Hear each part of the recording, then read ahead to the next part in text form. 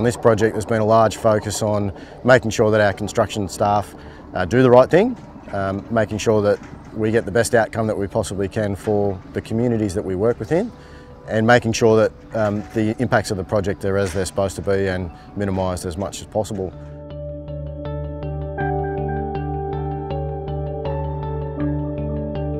Before the project started, we did consultation with the community to get an idea of who was going to be most impacted by construction of the expressway as well as the operation of the expressway. It's really important with a project of this scale that we make the best effort that we possibly can to reduce the impacts on those communities. This is their home, this is where they live, we're visitors to their land, so we're doing everything we can to minimise our impact on them for the 3 years that we're here. Where we are working in close proximity to residents, there are some noise restrictions that we place on the project, and where we exceed a certain level of noise, we've got to start implementing a whole bunch of noise mitigation measures and managing our work so that we're minimising the impact of the community. The construction guys themselves do a huge amount of work in making sure things are run correctly. They do an extensive amount of monitoring of all sorts of things, including vibration, noise, water quality, dust, just to make sure that we're complying with all the requirements that we have to. The area in the Sugarloaf Ranges is quite heavily vegetated. It is an important movement corridor for fauna from the Sugarloaf Ranges down through to the Hexham Swamp, and it is very important in terms of fauna movement around the area and biodiversity in the region.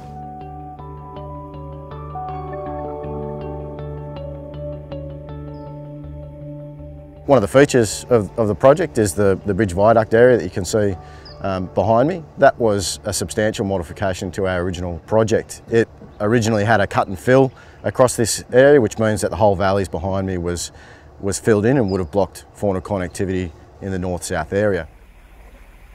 And what we've introduced into the project is a series of bridge viaducts up to around 800 metres to 1,000 metres in length in total, to be able to provide better fauna connectivity through that particular green corridor.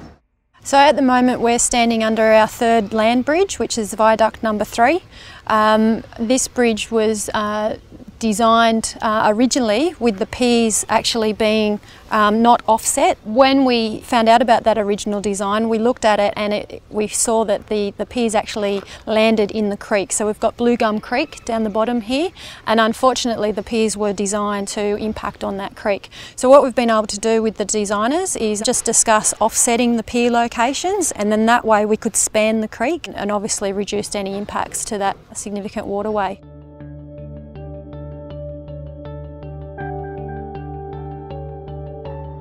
We've been able to adopt a long span through the viaduct bridges. In terms of environmental management, we want to have long spans so that we reduce the footprint impacts, the direct impacts to vegetation underneath. We've chosen a balanced cantilever design for the viaducts bridges, and that allows us to go to maximum span lengths. It's the construction that ensures minimal impact underneath the bridges, and it just allows us to keep that connectivity for fauna. There are lots of different mitigation measures we implement for fauna protection during the project. One of those is installation of nest boxes right at the start of the project, so that when clearing does occur, there are nest boxes in the surrounding vegetation. We also install fauna fencing along the length of the project, and that's primarily to stop collisions with fauna when the road is opened.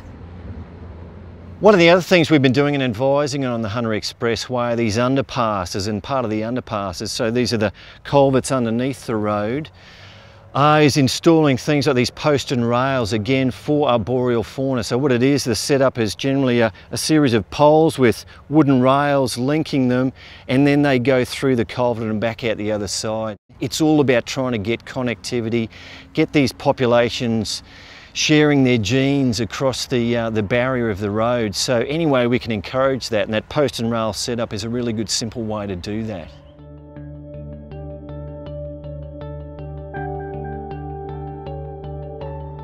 To manage dust on the Hunter Expressway, Agrigroups employs a large fleet of water carts. This way we can have a water cart that's available on site at any time and suitable for the type of activity that we're we're trying to manage. We also aim to reuse as much water as possible from our site, so we're not drawing on water sources from the town or from creeks or nearby areas to manage that dust suppression and have the least impact on the environment. We've got permanent stations out to monitor dust, which Abbey Group runs in conjunction with RMS. These monitors monitor real-time dust. We also have dust bottles out, which we collect monthly to record our dust, send away to the laboratory to get our monthly readings.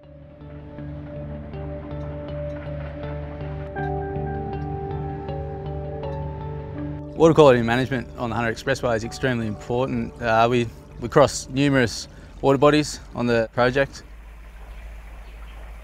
They're in pristine condition and it's our obligation to maintain that. I think the biggest thing about water quality on the construction project is making it a bit of a culture for the construction team. The guys out here are really aware of the circumstances here and the significance of the environment we're working in. So everyone from the labourers up to senior management have a focus on maintaining good water quality during the construction to leave a positive legacy.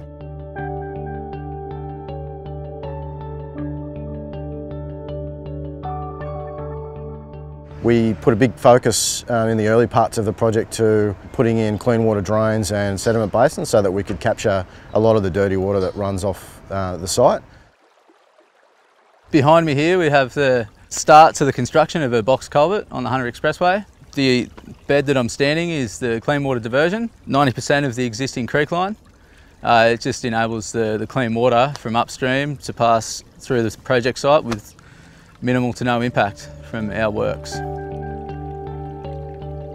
When we build projects like this these days, it's the whole environment that we look at. So right through this area, we're doing a lot of rehabilitation works in areas that have eroded in the past.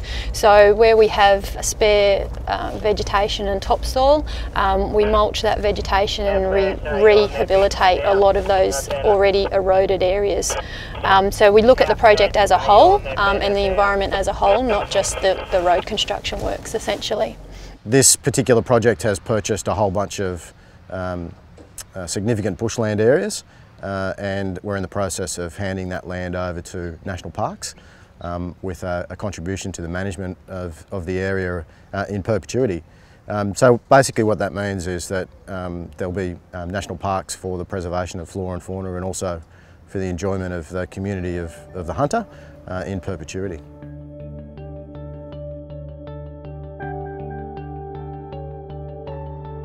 We had a lot of different teams working on different activities and it was essential that we all work together to produce the outcome.